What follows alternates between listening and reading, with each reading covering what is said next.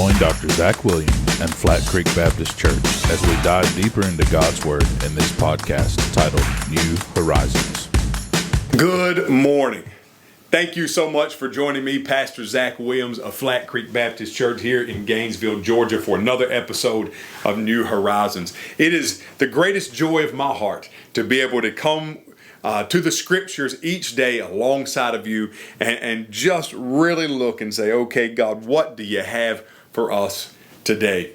Friends, you know, as we travel along and journey along in this life, there are many times when things arise that don't seem to make a lot of sense. I mean, we look at things that are going on around us and we think, what is the purpose? What is the meaning? Why is this happening? Where is God in the midst of all of these things? And let's just be honest, the year 2020 has been one of those years, and we're now coming up into the month of December, and we're almost to the end of this year. And I was just thinking about it this morning. I was kind of thinking, man, I wish I was a journal keeper, somebody who would write a journal every day of their life, because 30 years from now, I would like to look back and see, what my thoughts were in the year 2020. It's just been the craziest year, but there have been many times this year and many times across the course of my life that I've had questions like these. God, what's the purpose? Why are all these things going on? I mean, you say in your word, Romans 8:28, all things work together for the good of those who love God, to those who are called according to his purpose. So how are you working all this out for the good? And some of you, maybe right now, you are in a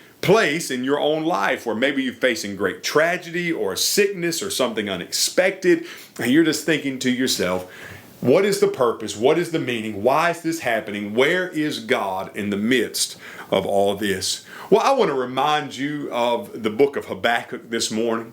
Habakkuk chapter number 1, we have this oracle from Habakkuk, this prophecy. And Habakkuk in the first 4 verses says the following. He says, "How long, Lord, must I call for help, and you do not listen?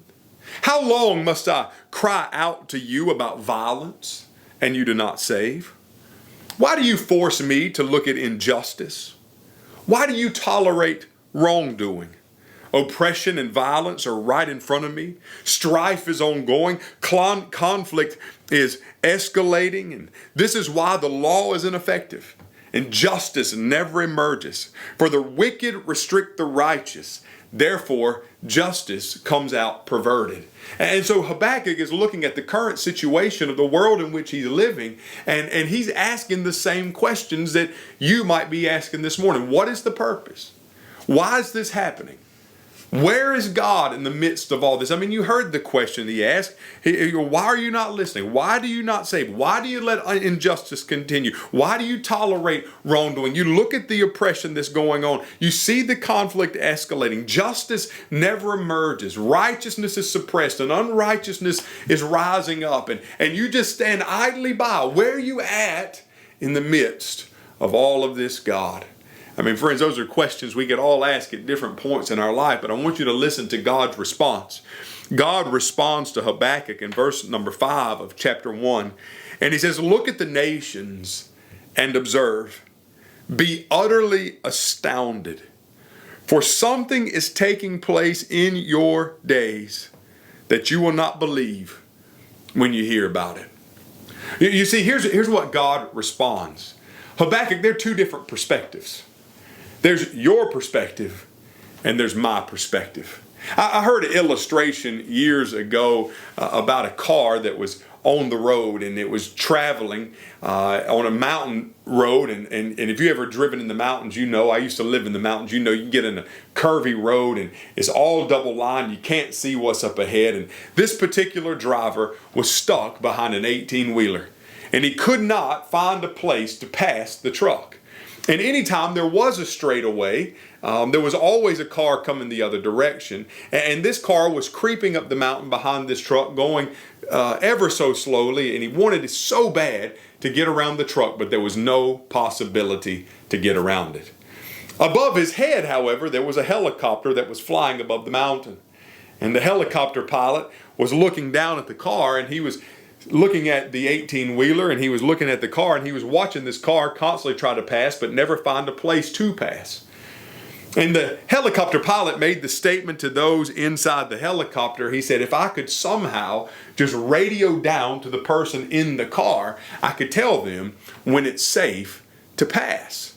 And see, friends, that's kind of the idea, right? I mean, there's our perspective and there's God's perspective. Just like that driver that was behind the 18-wheeler and didn't know when to pass, he was looking at things from his point of view.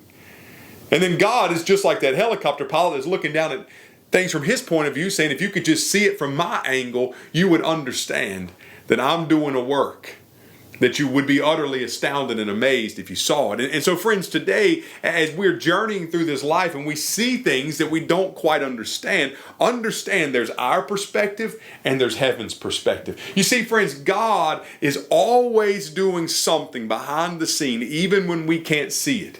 When we can't see His hand at work, we can trust that His hand is always at work. When we can't see the way that He's doing things or what He's doing, we can trust that He is indeed working all things out for His own good and His own glory to bring about the redemption of all things at the end of human history.